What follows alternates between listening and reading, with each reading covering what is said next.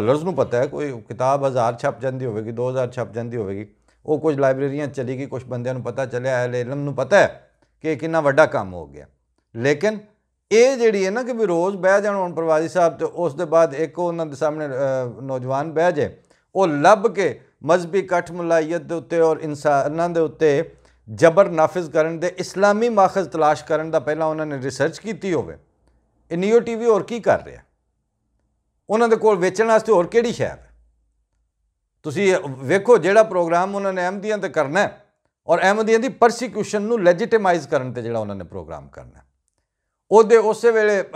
ਅੱਜ ਅਪਲੋਡ ਕਰਨਗੇ ਕੱਲ੍ਹ ਨੂੰ ਉਹਨਾਂ ਨੂੰ ਰੇਟਿੰਗ ਵੀ ਲੱਭ ਰਹੀ ਹੋ ਅੱਧਿਓਂ ਜ਼ਿਆਦਾ ਤਾਂ ਉਹਨਾਂ ਨੂੰ ਅਹਿਮਦੀ ਵੇਖ ਰਹੇ ਨੇ ਵੀ ਇਹਨਾਂ ਖੱਚ ਕੀ ਮਾਰੀ ਹੋਵੇਗੀ ਇਹ ਵੀ ਤਾਂ ਪਤਾ ਲੱਗੇ ਵੀ ਇਹਨਾਂ ਨੇ ਕੀ ਚਵਲਾਂ ਇੱਥੇ ਮਾਰੀਆਂ ਨੇ ਲੇਕਿਨ ਉਹ ਮਾਰੀ ਜਾ ਰਹੇ ਨੇ ਅੰਨੀ ਪੀਵੀ ਜਾ ਰਹੀ ਹੈ ਕੁੱਤੇ ਖਾਧੀ ਜਾ ਰਹੇ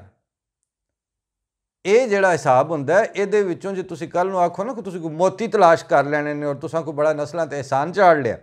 ਇਹ मतलब मेरी गलतफहमी हुई सी उस मुलाकात कि अच्छा और वो फिर बाद जो इन्होंने चीज़ां वेखियां जो इन्होंने अपना इनसाइड आउट रखा अंदर की सी बोले तो पता लगा ना अंग्रेज़ी का एक शायर उन्हें अपनी महबूबा ने मुखातिब करके आख्या you speak so that I can see you भाई तू बोल तो मैंने तेरा पता लगे भी तू की इस तरह ही हुण ओरिया मकबूल जान जिहड़े ने वो जनाब मौसूफ बोले ने तो पता चलिया कि अच्छा फिर अगली गल कि साडे ते चलो ये वे कि साडे तो पुले बालते हैं उन्होंने कोई चंगी मतलब उन्होंने मूँह गल निकलनी कोई नहीं झूठ मारना है मुनाफकत करनी है परसिक्यूशन नूं लैजिटिमाइज़ करने वास्ते अपना किरदार अदा करना है और वो बड़ी मेहनत नाल कर रहे हैं लेकिन जिन्हां दे वो है ने जिन्हां दे उत्ते अहमदी दा ठप्पा कोई नहीं जिहड़े अहमदी है ही नहीं ने जिन्हां नूं वो टारगेट भी नहीं कर रहे वो उन्हां दे नाम वंस वने धरी आउंदे वो उन्हां नूं ओरिया नहीं आंदे उन्हां नूं उरिया मकबूल जान आंदे इस वास्ते ये अपनी क्रेडिबिलिटी तो बहरहाल उन्होंने भी पता भी कोई नहीं साढ़े को लेकिन मेरा ख्याल है कि रिटायरमेंट के बाद उन्हें यही समझा कि यह ही एक ऑप्शन है साढ़े को कि जिउंदियां जिउंदियां जिहड़ा ना थिएटर ला के वो जिवें भंड पुणा वो करके तो मर जावां यही ऑप्शन है तो भाई तुसीं करो साढ़े वास्ते तो तुसीं पहले कोई ना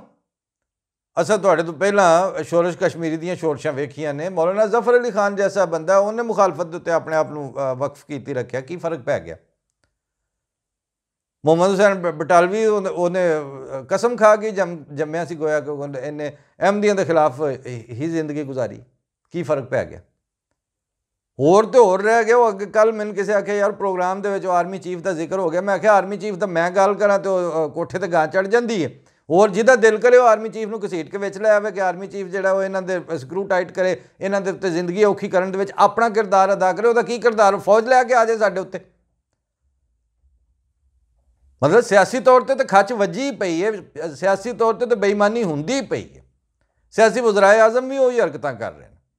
हुण को तनख्वाह की है हुण जी आर्मी चीफ भी तुहाडे नाल लग पवे की करे आर्मी चीफ अच्छा वो गल मैं कल कीती माड़ी जी वो किसी आख्या जी आर्मी चीफ का जिक्र होया मैं आख्या जी आर्मी चीफ का की मतलब असी जिहड़ा एक आर्मी चीफ तो बहरहाल गुजरिया ना जनरल ज़ियाउल हक जिहड़ा आर्मी चीफ भी सी वो सदर पाकिस्तान भी सी मार्शल लॉ एडमिनिस्ट्रेटर भी सी उन्हें सिरों पैरों ला के अपनी तोड़ मुखालफत की और वो मतलब ऑन द रिकॉर्ड अल्फाज ने कि मैं कादियानियत वाला कैंसर खत्म करके छड़ना तो असी तो सारियां ठंडियां सुबड़े हंडाई बैठे हैं असी भूती बैठे हैं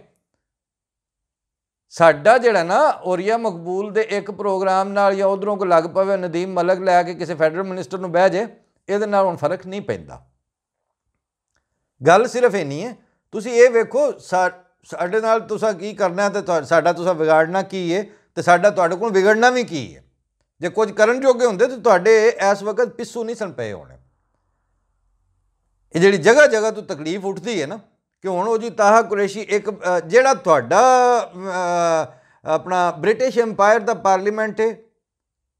पार्लीमेंटेरियन ओदी आखी हदीस हो जाती है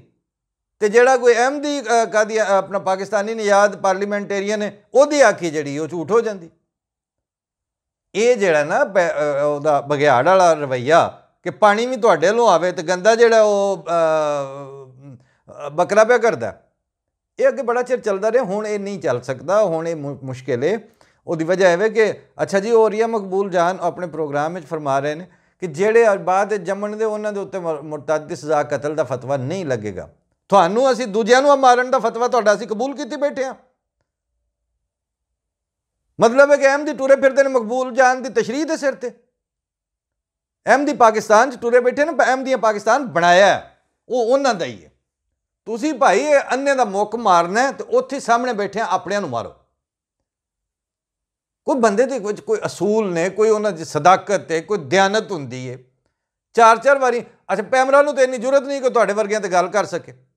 इदारे विके इदारे बिल्कुल जनखे हो चुके हैं।